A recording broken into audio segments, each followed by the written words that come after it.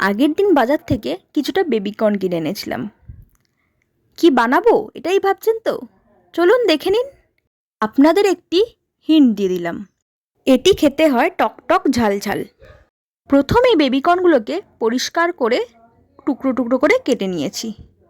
এরপর একটি পাত্রের মধ্যে বেবিকর্নগুলোকে দিয়ে কিছুটা জল এবং নুন দিয়ে ভালো মতো সিদ্ধ করে নিয়েছি।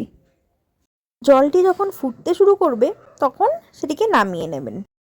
অন্যদিকে কিছুটা পেঁয়াজ আর ক্যাপসিকাম নিয়ে সেটাকে আমি কুচি কুচি করে কেটে নিয়েছিলাম। আপনারা চাইলে কিউব করেও কাটতে পারেন, যেরকম চিলি চিকেনের জন্য আমরা কাটি। চিলি চিকেন শুনে তো বুঝেই গেছেন নিশ্চয়ই কী বানাতে চলেছি। হ্যাঁ, ঠিকই ধরেছেন, আজ বানাচ্ছি ক্রিসপি চিলি বেবিকর্ন। পেঁয়াজ আর ক্যাপসিকাম কুচি করে কাটা হয়ে গেলে এরপর কিছুটা আদা, 4 কোয়া মতো রসুন নিয়ে সেটাকে থিতো করে নিয়েছিলাম। সামান্য একটু লঙ্কাও নিয়ে নিতে হবে। এরপর সিদ্ধ করা বেবিকর্নটার মধ্যে পরিমাণ মতো নুন, কাশ্মীরি লঙ্কা গুঁড়ো, শুকনো লঙ্কা গুঁড়ো, কিছুটা আদা রসুন বাটা, সামান্য হলুদ গুঁড়ো আর 2 চামচ মতো কর্নফ্লাওয়ার দিয়ে ভালো করে ম্যারিনেট করে 10 মিনিটের জন্য রেখে দিয়েছিলাম। ম্যারিনেশনের সময় আপনারা চাইলে জল দিতেও পারেন, আবার নাও দিতে পারেন। যদি দেন তো খুব সামান্য পরিমাণে দেবেন।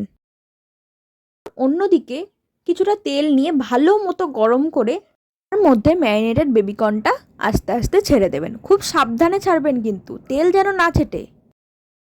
লাল লাল করে ভাজা হয়ে গেলে এগুলোকে এক এক করে তুলে রাখবেন।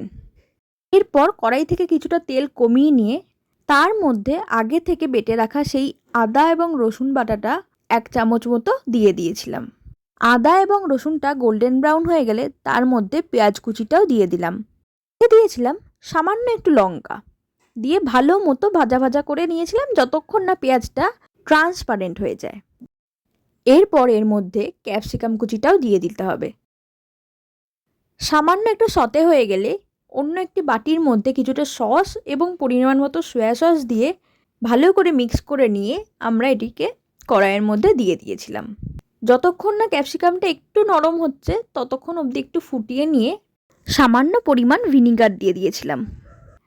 আগে থেকে ভেজে রাখা সেই বেবিকর্নটাও এর মধ্যে দিয়ে ভালো মতো মিক্স করে নিতে হবে।